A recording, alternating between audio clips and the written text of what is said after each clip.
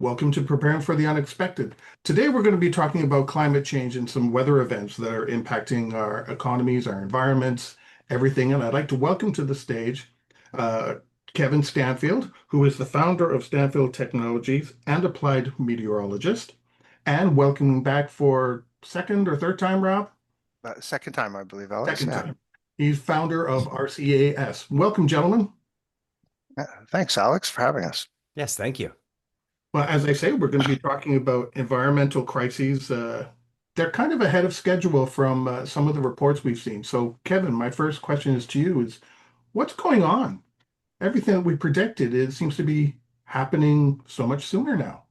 Well, the planet's heat budget, and you're going to hear me say this maybe a couple of times, Alex. Nature loves to balance. Every lightning strike is a balancing of everything that's happening in an electrical sense in the atmosphere, all the positive and negative charges out there. Every time you feel the wind, that's pressure and temperature being migrated, and that's just the movement of air to account for those migrations.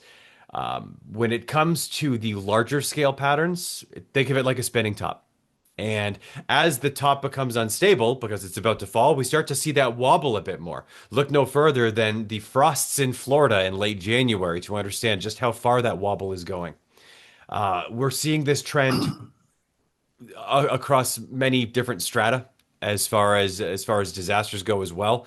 The National Weather Service actually has a summary at weather.gov. You can look this one up of historic floods and flash floods that dates all the way back to 1900. And I broke it down into 25-year increments as a small example here. So from 1900 to 1924, there were 7 instances. The next 25 years, there were 6 instances. The next 25 years, there were 13 instances. From 1975 to 1999, there were 30. And from 2000 to 2024, there were 215. Wow, Slight increase, Mm. just a little. bit of a jump. So this is not a trend that's going away, and now we're definitely in the preparatory phase. So, Rob, what does this mean for our food supplies, supply chains, our overall resilience? It's like we're on the back foot. We'll always be on the back foot. Well, I guess it's how we approach it, Alex. And we look at right now we're talking about weather as having the ability to cause a disruptive event, and that. So there's a couple of ways. There's a old saying. I'm going to get it wrong, Kevin. You can help me out. We're always talking about the weather, but we can't really change it. In that, what we can do is listen to experts like us. And his last comment. This is not going away. And that so we can either go, geez, I hope this is just a blip. Okay, and that's often what we want to do as humans. We want to get back to that stasis and bad things aren't happening, but that's not what the data is telling us. And so from a crisis management business continuity perspective, if we're not taking our plans and re-examining and going, that event, the probability, and Kevin's given us the data, it's doing this. So we have to relook at our risk matrices for that and start planning for these events are going to happen more often. It's not if, it's they are going to happen more often. And we're going to see wild card, like Kevin talked about frost in Florida.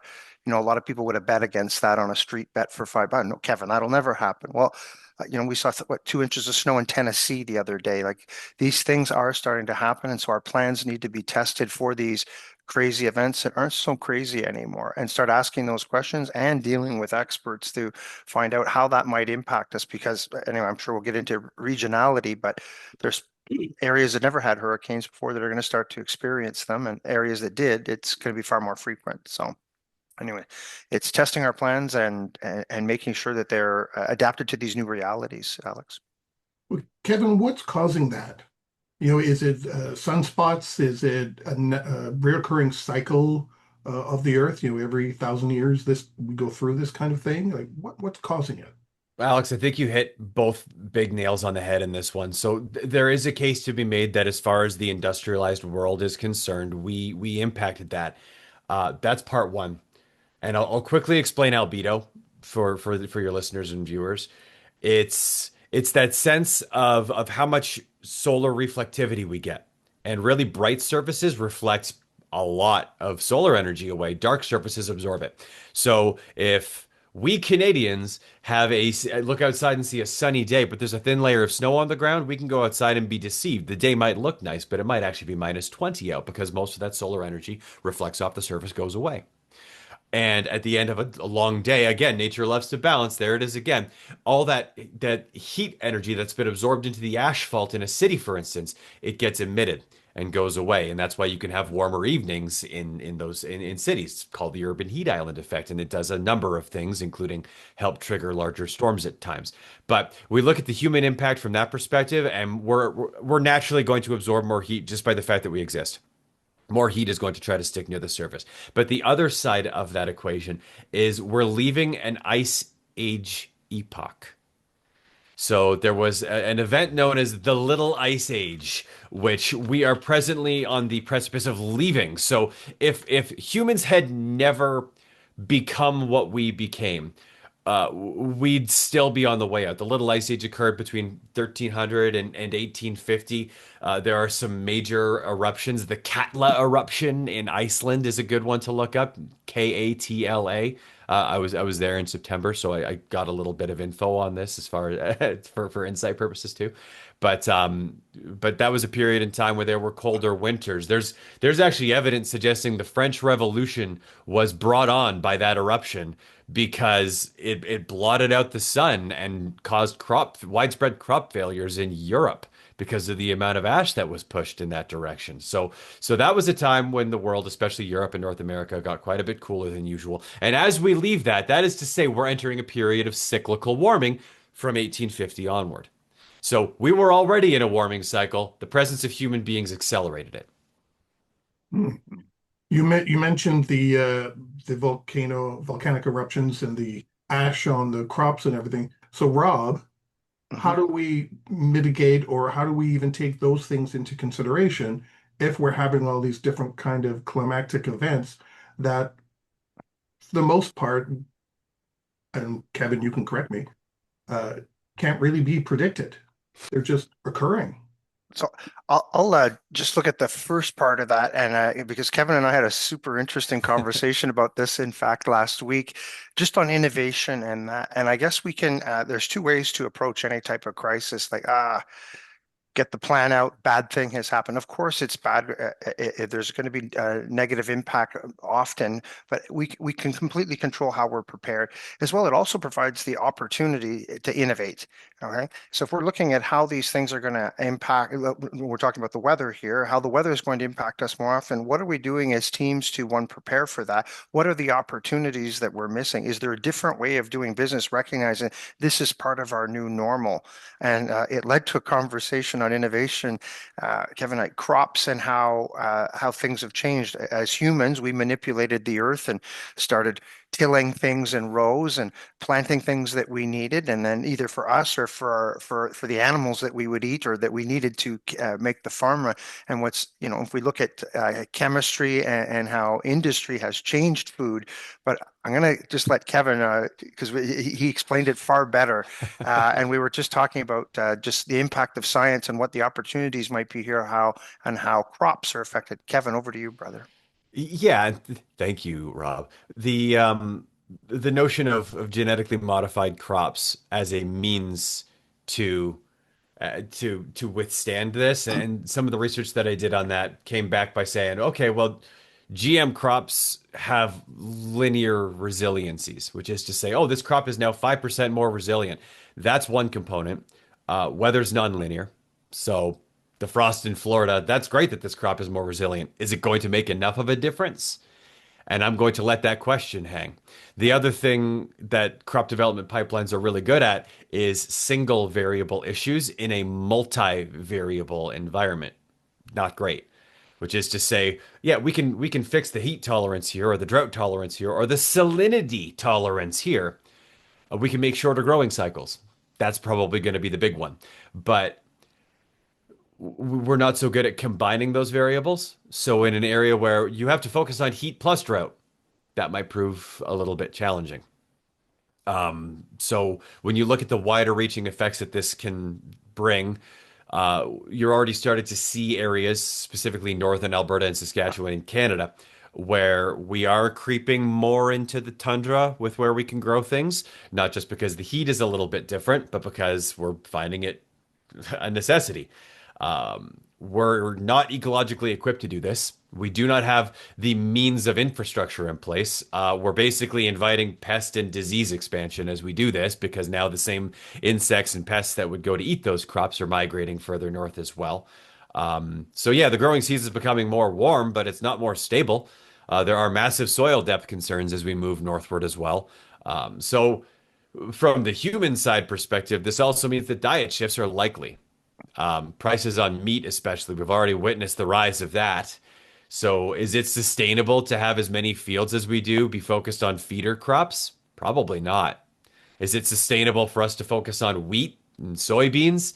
Hey, I know there's lots of folks out there that love beef, but at the end of the day, it's the soybean that might end up saving you. Mm. Alex, there's a really interesting second order effect. Kevin had talked about, the humans possibly accelerating what's happening to the planet now, weather-wise. One of the second order effect, and it just reminded me from a conversation. There's parts of the Earth right now. Yes, there's folks that come from certain parts of the Earth. They come here to live in Canada and go, geez, it's really cold here. And we go, oh, our kids go to school in short and t-shirts in this weather. And they go, and then we go visit and they go, oh, it's 50 degrees here. And they go, yeah, but we wait till the afternoon to have tea, or till the evening to have tea. And but that said, the human being can only take so much. We're engineered within certain tolerances, and that yes, we can adapt, but there's a limit. I was just talking to Kevin about some studies and maps that I'd seen about northern India, where the level of heat and it's forcing a migration. So yes, the weather has a direct impact, let's say, on your running shoe factory, a hurricane hits it, or the crop issue and the food impact, but also this migration that I think we're going to see increasingly. These people need to go somewhere. So that puts pressure on other systems and infrastructures with other small to medium-sized crises that ensue. So I just wanted to add that on, that I think we're going to see increased weather, that and rising water. I think that'll outlive me, but there are parts of the world that this is happening and people are living in those lowlands, and that so we are going to see migration probably in another generation or two. So then the obvious question, what do we do? Can we do anything to change it Mm. or stabilize at least?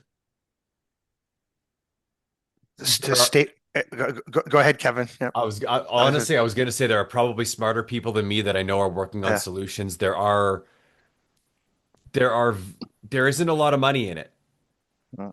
which is the unfortunate way to word it, but it's also the truth. From a business standpoint, is it great business to be focused on this? Again, smarter people than me are trying to get the granting, the grants necessary to push in that direction. Um, and from the economic side, infrastructure may need replacing more often as we enter these more extreme climate periods. Dams and floodwater retention ponds that existed for very specific sets of conditions don't match those conditions anymore and will need replacing. And yes, that is going to cause mass migrations in some areas. That there's that old business adage of location, location, location. So what does it do to the economics of communities that continue to get hit, that are no longer in a place of, oh, we'll just bounce back from this and rebuild. Recovery fatigue is going to set in. Mental strain is going to exist. Political polarization over how much money is being spent to adapt is the next step after that. And so before long, people just give up and then they have to move into the city. And when the farmers start moving into the cities, who's growing the food? And then this problem becomes even more widespread. And then it becomes a situation where you have to spend the money. And unfortunately, to round out that answer, that I think is going to be what happens. We're going to have to see the proverbial dam burst in order to get the spending that is necessary. And by then, will it be too late is the open question because this is something that, I mean, David Suzuki has been beating this drum for what, 40 years now, Mm. and it wasn't enough. On a CM planning perspective, Alex, as well. So for planning, exercise, and training, just your scenarios and the discussions you're having and what you're allowing in your risk register. I just think there needs to be a little more tolerance for someone putting up their hand and go in Georgia, going, well, what if we had no water? Oh, we have great water here. Well, what if we had a snap freeze and it damaged our infrastructure? And that might seem like a ridiculous conversation in 2026, but I think that we need to start adding those to our playbooks and exercises for whatever reason, because maybe it's a freeze, maybe someone hits a water main. The impact is the same, but I think those conversations need to widen out. And as you're planning, a lot more tolerance as well for that crazy weather idea, because some of the things that we're seeing aren't that crazy anymore. So. You both touched on something I thought was rather interesting, and I don't want to lose the train of thought here. You talked about people migration. Mhm. When what I was thinking, when people are moving either to get away from fires, floods, extreme weather, heat, cold, whatever it might be, we have to then set up a place for these people. So we clear cut trees, we dig up or flatten, it seems Mhm. sometimes, hills and mountains that were actually there that were helping in other areas, helping with crops, helping with weather patterns and things like that. So correct me if I'm wrong, couldn't we also be causing some of our own issues by doing that? The people migration and because as an example that came to my mind is we have trees on the side of hills that when it rains, they're fine. They can soak it up. They've got the roots, they're Cut strong. them. But then we clear cut everything to build more roads. And now the same rain comes the next time. We've got mudslides and we're wiping out villages. So could we potentially be causing some, not all, of our own issues in that regard as well? Alex, not to make this geographical, but drive north of Toronto 20 years ago, 10 years ago, and we would have driven for a while through farmland. Now there's housing development, shopping malls, and that Mhm. people were growing things on that either to give to the animals that we were eating, or for food crops, or that, or for crops for a second order effect in that. So it's absolutely where people, and we know we have a housing crisis. That's not unique to Canada, and that so we are pressuring, and this, and not to turn this into a conversation, but we are pressuring already, over pressuring our infrastructures right now.